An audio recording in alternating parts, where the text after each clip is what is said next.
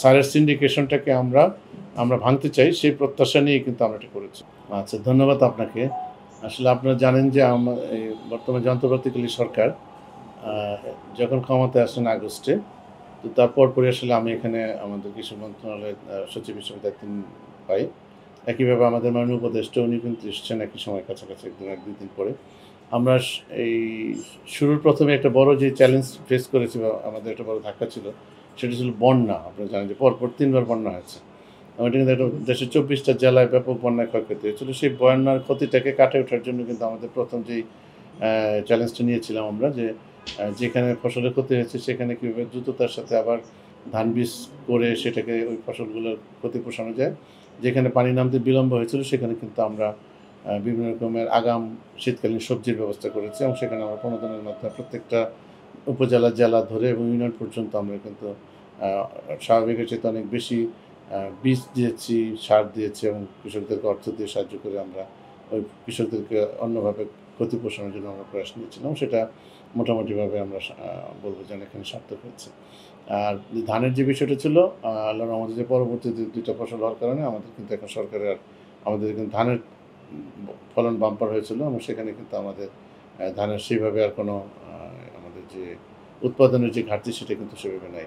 সরকার তারপরেও অধিক সচেতনতার জন্য কিন্তু আমরা যাতে এবার বন্যার একটা মানে আমাদের একটা চিন্তা ছিল যদি কোনো কারণে গতবারের মতো বন্যা চলে আসে, সেজন্য সরকার কিন্তু বিশেষ ব্যবস্থাপনায় আমরা বেশ কয়েক লক্ষ টন আসলে ধান ইম্পোর্ট করার জন্য আবার সরকার কার্যক্রম নিয়েছে। তো আমরা আশা করছি যে এই যে ব্যবস্থা এবং অলরেডি যে পরিমাণ ধান গত বছর আমাদের হয়েছে আমন, আউশ এবং বোরোতে এবং আমাদের যে পরিমাণ ধানের মজুত রয়েছে সব মিলিয়ে কিন্তু আমাদের ধানের আর কোনো ইনশাআল্লাহ কোনো সমস্যা থাকবে না। আমরা আশা করছি। এটা সরকারের জন্য একটা বড় সেফটি নেট এবং খাদ্য নিরাপত্তার জন্য কিন্তু একটা বড় রকমের একটা প্রয়াস। এটা হচ্ছে ধানের বিষয়টা। আপনি যে সারের কথাটা যে বললেন আসলে আমরা সার একটা চলমান প্রক্রিয়া এবং এটা কিন্তু কন্টিনিউয়াস একটা চ্যালেঞ্জ। তো আমরা যেটা দেখেছি আমরা যখন এই অন্তর্বর্তীকালীন সরকার যখন আসলো, তখন কিন্তু আগের সরকারের সময়ের সারের ডলারের একটা ব্যাপক সংকট ছিল আপনারা জানেন। এই সংকট কাটানোর জন্য কিন্তু একটা বড় চ্যালেঞ্জ আমাদেরকে হাতে নিতে হয়েছে এবং ডলারের সংকটের কারণে আমরা অনেক সার কিন্তু ক্রয় করতে পারি নাই। বিশেষ করে আমাদের জি2জি বলে আমরা সরকার টু সরকার যে বিভিন্ন জায়গা থেকে আমাদের সার আনার যে আমদানি যে প্রক্রিয়া ছিল সেখানে বেশ কিছু দেশ কিন্তু তারা আমাদের সারের দাম যথাযথ সময়ে আমরা যেহেতু ডলার সরবরাহ করতে পারি নাই, সে কারণে কিন্তু আমাদের একটা বড় রকমের সারের সংকটের একটা সম্ভাবনা দেখা দিয়েছিল গত বছর।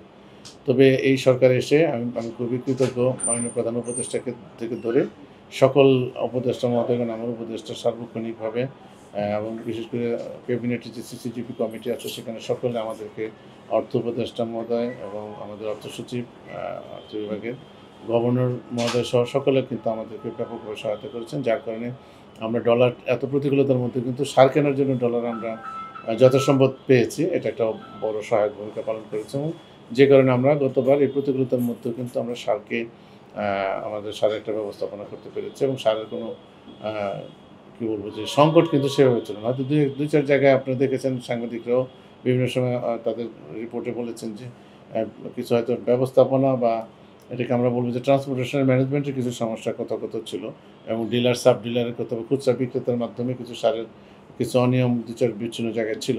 কিন্তু ওভারঅল সারের কিন্তু চাহিদার কোনো সংকট ছিল না। এবার আমরা আসলে সার নিয়ে যে ইদানিং যে একটা বিষয় নিয়ে কথা হয়েছে আপনি যেটা আরও বিশেষ করে জানতে চাইলেন যেটা বলতেছিলেন, আমরা খুব স্পষ্টভাবে বলতে চাচ্ছি যে আমরা এই সার কিন্তু বেশ কিছুদিন ধরে একটা বিশেষ গ্রুপের যেহেতু এটা একটা বড় ব্যবসা, একটা ভিন্ন রকমের ব্যবসা, একটা বিশেষ গ্রুপ কিছু সংখ্যক গ্রুপের কাছে কিন্তু এক ধরনের এই সারের ব্যবস্থাপনার একটা সিন্ডিকেশনের মতো করে ছিল আমি বলব এটাকে। আমরা যেটা চাই বিশেষ করে প্রাইভেট যারা মানে সারগুলো আমাদের টেন্ডারের মাধ্যমে যারা আনতেন, এই আগে যে নীতিমালাটা ছিল সেই নীতিমালার চাইতে কিন্তু আমরা এবারই প্রথমেই অন্তর্বর্তীকালীন সরকার আসার পরে আমরা মন্ত্রণালয় থেকে যে সিদ্ধান্তটা নিয়েছি যে আগে আমি একটু যদি সংক্ষেপে বলি, আগে এরকম ছিল যে টেন্ডার হয়তো যদি আমি ৩ লক্ষ মেট্রিক টন সার আনবো প্রাইভেট, তো তখন নীতিমালা এরকম আছে যে সর্বনিম্ন এবং তার সেকেন্ড লোয়েস্ট, থার্ড লোয়েস্ট পর্যন্ত যে আমরা সিস্টেমেটিক প্রয়োজন অনুযায়ী সার আনতে পারবো এবং সেটাই চালু ছিল। কিন্তু আমরা এসে দেখলাম যে না আমরা নতুন করে যেটা করলাম প্রিপেয়ারের নীতিমালা অনুযায়ীও যে সর্বনিম্ন দর যিনি করেছিলেন তাকে আমরা অন্যদেরকে অফার করেছি যে লোয়েস্ট প্রাইস যিনি ওই প্রাইসে যদি তারা সার দেন তাহলে আমরা তার কাছ থেকে সার নেব। সেভাবে অফারের কারণে গত বছর কিন্তু একটা অনেক টাকা সাশ্রয় হয়েছে অন্যান্য পূর্ববর্তী বছরগুলো বা সিস্টেমের চাইতে। এবার আমরা আরেকটা যেটা কাজ করেছি আমাদের নীতিমালার মধ্যে এটা বলা ছিল যে আমাদের যে আন্তর্জাতিক বাজারে যে আমরা যে সারগুলো আমরা G2G চেনে থাকি সেটা একটা সেট ফর্মুলার মাধ্যমে হয়। আমাদের কিছু ইন্টারন্যাশনাল পাবলিকেশনস আছে যে পাবলিকেশনসে ওই কোন নির্দিষ্ট দেশের জন্য বলা থাকে যে এই দেশের জন্য এই সপ্তাহের এই আইটেমের সারের মূল্য এরকম থাকবে।